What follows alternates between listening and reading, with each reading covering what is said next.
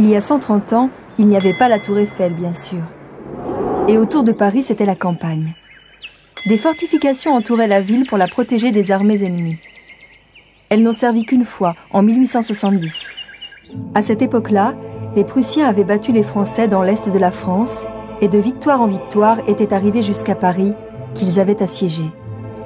Les 22 ans du règne de Napoléon III se terminent dans l'humiliation totale. Pendant 4 mois, les Parisiens ont subi le siège. Ils ont tenu, souffert, en espérant un jour remporter la victoire.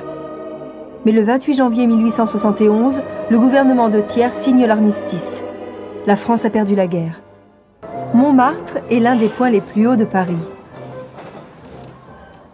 À l'époque, le Sacré-Cœur n'existait pas.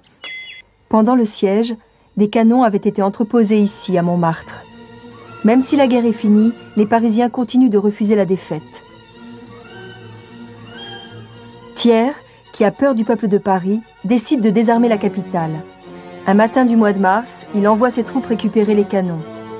Cet épisode est entré dans la légende. Le 18 mars au matin, en douce, l'armée vient s'emparer des canons, c'est dans le petit jour. La garde des gardes nationaux est là, elle essaie de s'interposer, la troupe tire. À ce moment-là, les femmes arrivent, les troupes de femmes qui vont s'adresser aux soldats pour fraterniser. Les soldats hésitent, on leur donne l'ordre de tirer, ils refusent de tirer, ils mettent la crosse en l'air, le général est arrêté et entraîné vers le poste. Puis un autre général qui passait par là se trouve également récupéré. Ils sont entraînés vers la rue et ils sont exécutés. Thiers refuse toute espèce de négociation et la commune va commencer. À partir de ce moment-là, Paris est en guerre contre le gouvernement légal qui s'est installé à Versailles. Dès les premiers jours de l'insurrection, les Parisiens élisent un conseil de la commune. Les communards veulent changer la société. Ils veulent l'instruction gratuite et laïque. Ils veulent la séparation de l'Église et de l'État. Ils veulent la liberté de la presse, la suppression de l'armée et de la police, la protection de la santé et de l'enfance, de la vieillesse et des travailleurs. Ils se réunissent à l'hôtel de ville. Paris est en guerre. Et si aucun combat n'a encore eu lieu, en ces mois d'avril et de mai, on prépare la bataille. 30 à 40 000 gardes nationaux sont prêts à se battre, encadrés par des officiers. L'ennemi, lui, est à Versailles, fort d'une armée de 130 000 soldats. Le 21 mai 1871, dans la soirée, l'armée des Versaillais entre discrètement dans Paris par la porte du Point du Jour, qu'aucune sentinelle ne garde. La semaine sanglante vient de commencer.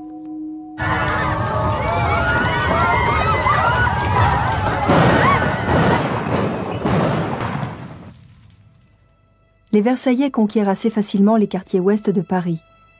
Les communards résistent derrière leurs barricades. Mais au bout de 3 jours de combat, ils ont perdu la moitié de la ville. La capitale est en flammes. L'hôtel de ville, les Tuileries, le palais de justice sont entièrement détruits. Les Versaillais ne font pas de prisonniers. Ils exécutent sur place les moindres suspects.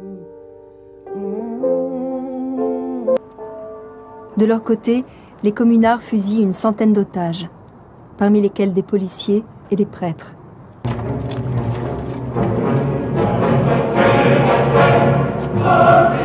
Le 27 mai, des combats ont lieu dans le cimetière du Père-Lachaise.